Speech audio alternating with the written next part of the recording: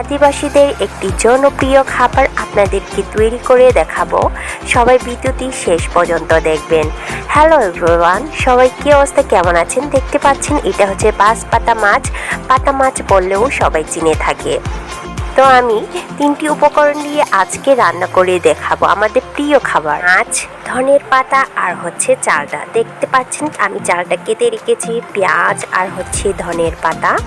এখন দিয়ে দিচ্ছি পেঁয়াজ আর দিয়ে দিচ্ছি 3টা একসাথে রসুন বাটা, মরিচ বাটা আর হচ্ছে রসুন বাটা। সবগুলো আমি ভালো করে মিক্স করলাম।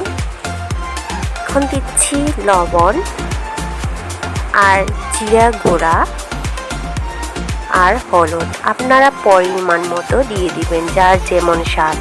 আর হ্যাঁ, আরেকটা কথা, সেটা হচ্ছে মরিচটা কম ইউজ করবেন।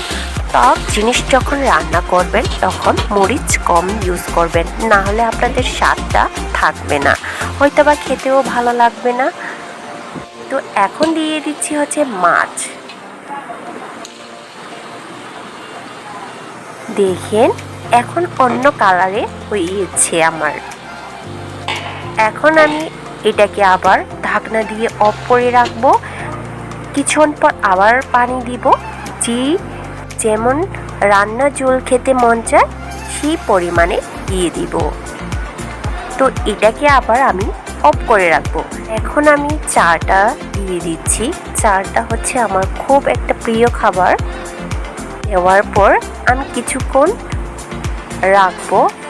রাখার পর সেটাকে আমি চেক করব যেন চালটা সিদ্ধ হয়েছে কিনা। আপনারা লবণ কতটুক বা কত পরিমাণের খেতে চান সেটাও দিয়ে দিবেন। এখন আমার রান্না কমপ্লিট হয়েছে। এখন ধনের পাতা দিয়ে দিচ্ছি। ধনের পাতা দেওয়ার পর আরেকটা ফ্লেভার চলে আসছে। ও মাই গড! টকটা আপনারা পরিমাণ মতো দিবেন, যে যেমন টক খেতে পছন্দ করেন। সো আমার রান্নাটা হয়ে গেছে। রান্না হওয়ার পর আরেকটা ফ্লেভার চলে আসে। ওয়াও, কি স্বাদ! আসলে যারা আদিবাসী খাবার খেতে চান তারা কিন্তু ট্রাই করবেন, তাদের জন্য আমার এই রেসিপি।